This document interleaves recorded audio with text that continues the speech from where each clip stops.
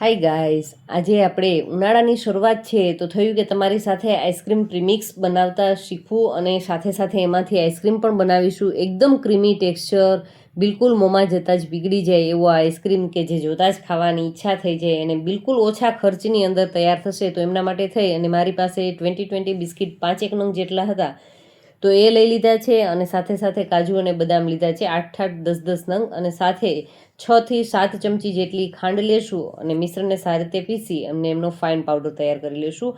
હવે એમની અંદર 2 ચમચી ભરી અને કોર્નફ્લોર લીધો છે, 4 ચમચી જેટલો મિલ્ક પાવડર, 4 ચમચી જેટલો કસ્ટર્ડ પાવડર જે વેનીલા ફ્લેવરનો છે.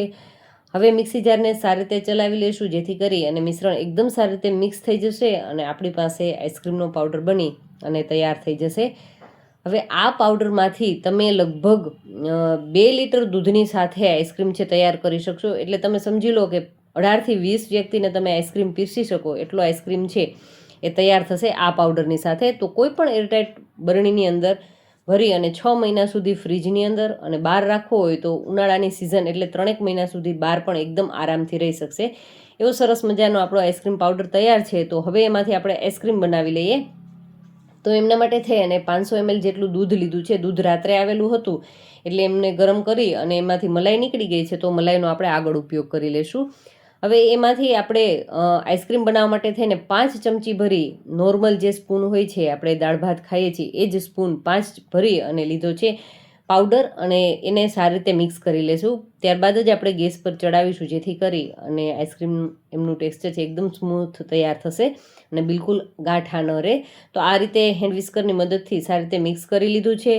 તો હવે એક જાડા તળિયાવાળું વાસણ લેશું અને એમાં આપણે દૂધને ટ્રાન્સફર કરી અને ગેસની ફ્લેમ મીડિયમ રાખીશું અને આપણે આઈસ્ક્રીમ બનાવવા માટે દૂધને સારી રીતે ઉકાળવાનું છે. એટલે ઉકાળવા માટે 8 થી 10 મિનિટ જેટલો સમય લાગશે. જો નોર્મલ ટેમ્પરેચરવાળું દૂધ હશે તો 8-10 મિનિટની અંદર તો કમ્પ્લીટ આપણું દૂધ છે એ એમનું ટેક્સચર છે એકદમ સરસ ઘટ થઈ જશે.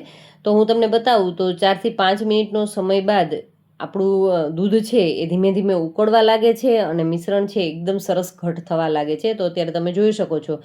તો આ રીતે મિશ્રણ ઘટ થઈ ગયા બાદ આપણે એમને હજુ 5-1 મિનિટ માટે થવા દેશું જેથી કરી અને આપણો આઈસ્ક્રીમ છે બિલકુલ જ એમની અંદર આઈસ ક્રિસ્ટલ્સ ન થાય અને સરસ મજાનું સ્મૂથ ટેક્સચરવાળો આઈસ્ક્રીમ છે એ તૈયાર થાય. તો હજુ સારી રીતે 5-1 મિનિટ ઉકાળ્યા બાદ તમે જોશો મિશ્રણ ઘણું જ ઘટ થઈ ગયું છે. તો આ બેઝ ઉપર ગેસની ફ્લેમ બંધ કરી દેશું કારણ કે હજુ દૂધ જેમ ઠંડુ થશે ને એમ એકદમ ઘટ તૈયાર થશે.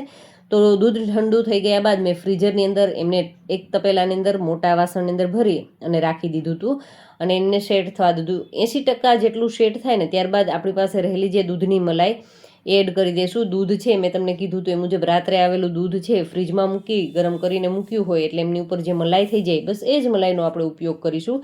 તો 3 ચમચી જેટલી મલાઈ છે એમની અંદર એડ કરી છે અને પહેલાં એમને સારી રીતે મિક્સ કરી લેશું અને મિક્સ થઈ ગયા બાદ આ રીતે જો ઇલેક્ટ્રિક બીટર હોય તો તમે એમનો ઉપયોગ કરી શકો છો અથવા તો બ્લેન્ડર છે અથવા મિક્સી જાર કોઈ પણની અંદર તમારે માત્ર આપણું મેઇન પર્પઝ શું છે તો એમની મલાઈ છે ને એકદમ સારી રીતે મિક્સ થવી જોઈએ અને આઈસ્ક્રીમની અંદર થોડીક એર ભળવી જોઈએ.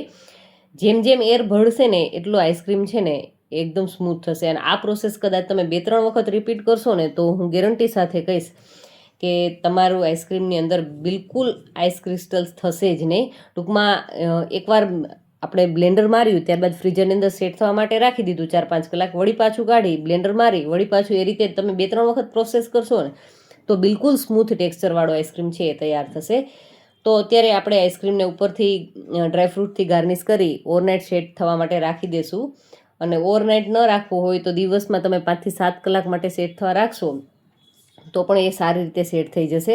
બાળકોને ખાવાની થોડી ઉતાવળ હતી એટલા માટે આઈસ્ક્રીમ પૂરો સેટ પણ નથી થવા દીધો. પણ હું તમને બતાવી દઉં કે આપણું આઈસ્ક્રીમનું ટેક્સચર છે કેટલું સ્મૂથ કેટલું ક્રીમી તૈયાર થયું છે.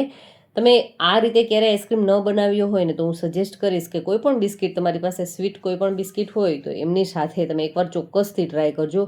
ખૂબ જ સરસ આઈસ્ક્રીમ છે એ તૈયાર થશે. ખાસ કે એમને જે ઉકાળવાની પ્રોસેસ છે ને એ દૂધ ઘટ ન થાય ને ત્યાં સુધી તમે ઉકાળશો ને એટલે એકદમ સરસ અને કોઈ ખાતા ઓળખી પણ નહીં શકે કે તમે આમની અંદર બિસ્કિટનો ઉપયોગ કર્યો છે.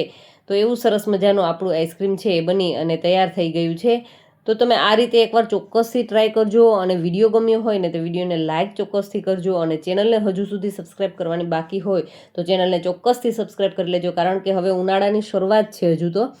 હજુ આપણે ઘણા બધા અલગ અલગ આઈસ્ક્રીમ, કેન્ડી બધું જ બનાવીશું. ઉનાળાને લગતી ઘણી બધી આઈટમો તમારી સાથે શેર ચોક્કસથી કરીશ. અને તમારે શું શીખવું છે એ પણ તમે મને ચોક્કસથી કમેન્ટ કરી અને સજેસ્ટ કરી શકો છો. રેસીપીનું નામ હું ચોક્કસથી તમારી સાથે શેર કરીશ. Thank you for watching this videos.